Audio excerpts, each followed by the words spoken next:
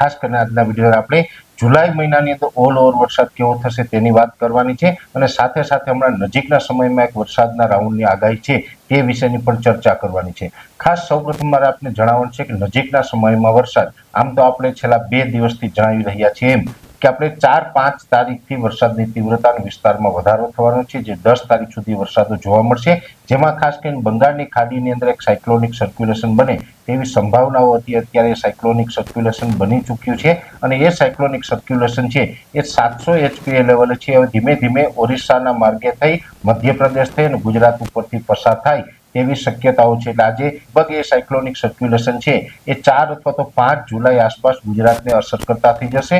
એ cyclonic સર્ક્યુલેશનનો trough છે એ અરબ સાગર સુધી લંબાશે, જેને કારણે અરબ સાગરમાંથી પણ પૂરતો ભેજ મળશે અને એ સાયક્લોનિક સર્ક્યુલેશનને કારણે ઓલ ઓવર ગુજરાતની અંદર સારા વરસાદો પડવાના છે। એમાં અનેક જગ્યાએ 5 થી 7 ઇંચ, કોઈ જ વિસ્તારોની અંદર 7 ઇંચ કરતાં વધારે અને અમુક વિસ્તારો છે એમાં થોડાક ઓછા વરસાદો જોવા મળે તેવી શક્યતાઓ છે। પણ મુખ્યત્વે જોવા જઈએ તો મધ્ય ગુજરાતના તમામ ભાગો હોય, જેમાં અમદાવાદ, વિરમગામ, આણંદ, નડિયાદ, વડોદરા જેવા વિસ્તારો હોય, મધ્યપ્રદેશ બોર્ડરે છોટાઉદેપુર, દાહોદ, ગોધરા, મહીસાગર અને અરવલ્લી જિલ્લો, આ તમામ વિસ્તારોની અંદર એકંદરે ખૂબ સારા વરસાદો જોવા મળશે। લગભગ 3 થી લઈને 5 ઇંચ જેવા વરસાદો છે આ વિસ્તારોની અંદર જોવા મળી શકે છે।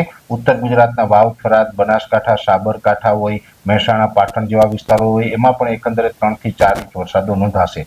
દક્ષિણ ગુજરાતની અંદર ફરીથી પાછી એક વરસાદની તીવ્રતા છે એ વધારે જોવા મળશે। જેવી રીતે આપણે જોવા જઈએ તો ગત અઠવાડિયે દક્ષિણ ગુજરાતની અંદર અતિ ભારે વરસાદો પડ્યા, એવી જ રીતે 5 થી 10 જુલાઈમાં પણ દક્ષિણ ગુજરાતની અંદર 5 ઇંચ કરતાં વધારે વરસાદ નોંધાય તેવી શક્યતાઓ છે। લગભગ 7-8 ઇંચ ને એક બે સેન્ટરની અંદર 10 ઇંચ સુધીના વરસાદો ત્યાં પણ નોંધાશે।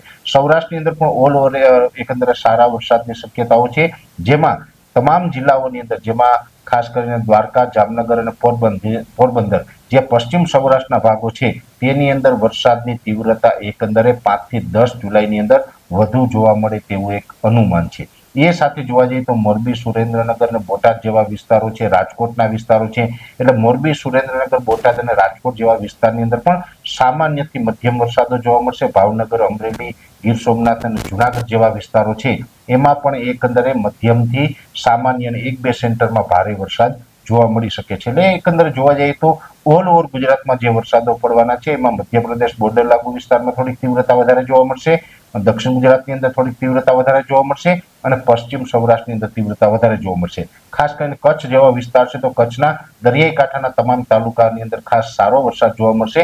ખડીર વિસ્તાર હોય, બન્ની વિસ્તાર હોય, એટલે કે જે રણ સાઈડનો જે ઉત્તર કચ્છનો ભાગ છે તેમાં થોડુંક સામાન્ય પરફોર્મન્સ જોવા મળશે, પણ ત્યાં પણ વરસાદ ચોક્કસથી 10 તારીખ સુધીમાં નોંધાશે। એટલે આ પ્રકારે 10 તારીખ સુધી વરસાદની શક્યતાઓ છે। પણ ખાસ જુલાઈ મહિનો કેવો રહેશે એની અંદર જોવા જઈએ તો ઘણા બધા આગાહીકારોએ આજ 1 જુલાઈના રોજ પોતાનું એક અનુમાન વ્યક્ત કર્યું છે। એમાં મહત્વની જે સંસ્થા છે, જે આપણી સરકારી સંસ્થા છે IMD, ઇન્ડિયન મિટિયોલોજી ડિપાર્ટમેન્ટ, જેને આપણે હવામાન વિભાગ કહીએ છીએ, આપણું હવામાન વિભાગ જે સરકારી સંસ્થા છે એણે આજે એક અનુમાન જાહેર કર્યું છે। એના અનુમાન ઉપર જોવા જઈએ તો જુલાઈ મહિનાની અંદર જે દર વર્ષે સારા વરસાદો પડે છે એ વાત દર વર્ષની જેમ આ વર્ષે પણ જુલાઈ મહિનામાં ખૂબ સારા વરસાદો ઓલ ઓવર જુલાઈ મહિના દરમિયાન નોંધાશે। કેમ કે આ 5 થી 10 જુલાઈનો રાઉન્ડ છે એ તો એક રાઉન્ડ થયો, પણ 31 જુલાઈ સુધીમાં અનેક રાઉન્ડ આવવાના છે। એટલે 31 જુલાઈ સુધીમાં ઓલ ઓવર આખા મહિના દરમિયાન ગુજરાતની અંદર એકંદરે ખૂબ સારું વરસાદનું પરફોર્મન્સ જોવા મળી શકે છે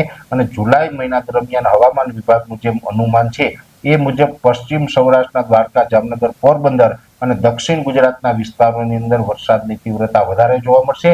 ત્યાં ભારેથી અતિ ભારે વરસાદો જોવા મળશે અને બીજા વિસ્તારોની અંદર સામાન્યથી મધ્યમ અને અમુક જગ્યાએ ભારે વરસાદ જોવા મળે તેવું એક અનુમાન વ્યક્ત કર્યું છે।